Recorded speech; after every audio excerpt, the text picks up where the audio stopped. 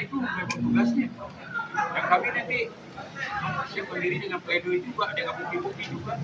Nah, nanti hakim yang akan menilai. Ya kan kita mau belajar. Dulu kasus Samar tahun 2000 di Jakarta Barat kita 12 tahun loh. Tapi kenanya 3 tahun. Detik. Apalagi ada jurisprudensi baru juga. Kasus di Batam hukum mati. Ya kan? Tuntutan jaksa hukum mati loh. Nah, 5 tahun. Jadi apalagi asas kita sekarang kan KUHP baru sekarang kan ibaratnya kan penghukuman itu bukan lagi itu balas dendam, ya kan? Sifatnya hukuman ke depan kan sudah sistem pembinaan. Itu namanya ada hukuman pengawasan, kerja sosial, dan lain-lain. Jadi udahlah kami ya mempersiapkan sebaik mungkin, apalagi dikasih waktu yang 3 minggu loh kami itu bikin pledoi. Mudah-mudahan kan itu yang kami manfaatkan. Kami juga menyusun pledoi sama juga dengan jaksa. Kami menyusun dengan bukti-bukti juga. Nah, apalagi kita lihat tadi kan keputusan itu banyak didasarkan oleh alat bukti yang tidak ada dalam berkas. Maksudnya dalam bukan itu kan saksi-saksi yang muncul belakangan yang tidak ada dalam berkas. Nah ini kan itu jadi batu juga bagi kami untuk untuk menangkis dari tuntutan ini. Uraian pasal kami kan pasti berbeda dong uraian pasal kita dengan uraian JPU. Transaksi juga kan pasti ada yang mungkin ya kalau nama JPU itu pasti memberikan keterangan saksi yang sifatnya mengarah ke pembuktian dia, ya kan? Pasti ada juga yang keterangan saksi yang tidak diakomodir dalam tuntutan ini. Nah, itu kan nanti akan kami munculkan juga bukti yang punya juga kami data dan informasi. Ya, contohnya kan juga di pertimbangan saksi yang kita hadirkan kayak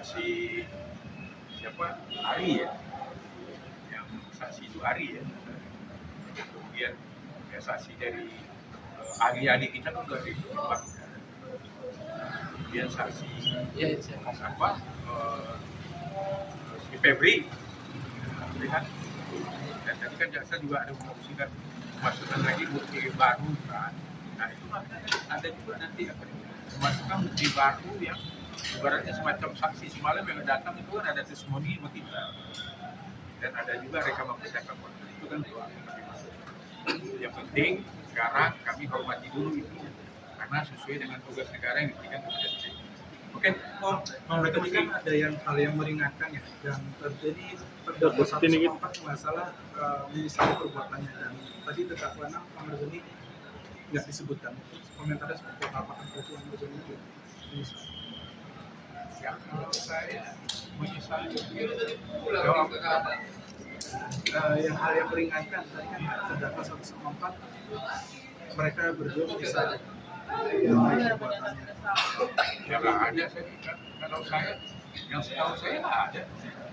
Sebab kotak sidang ada nanti pelajaran menyesali. Kamera panggil. Ya kan sekarang kan kawan-kawan kan hadir semua juga. Ada nggak? Karena contoh mereka kan mencabut BAP semua, kan nggak ada pengakuan menyesal. Ya itu ya, udah bilang namanya dakwaan, ya tuntutan itu haknya, tugas ini diberikan oleh negara. Tapi bukanlah akhir dari perkara ini. Baik perkara ini putusan. Banyak juga perkara tuntutan tinggi tapi bisa bebas. Ya kan, contoh baru lagi di Batam, mati. Tapi nggak tahu. Apalagi di sini kan yang jelas kan dari tuntutan jaksa ini kan barang bukti kan cuma di atas 5 juta. Berarti perbuatan itu bukanlah bandar, beli aman itu bukanlah bandar, narkotika. Karena ada bukti itu tidak besar dan peredarannya juga nggak terurai juga. Kalau terjadi peredaran narkotika itu nggak ada juga terurai dari tuntutan. Ya, tunggu aja lah kami pledoi nanti, karena kan kami menganalisa betul semua tuntutan itu, nggak mungkin juga karena ini dibuat oleh jaksa.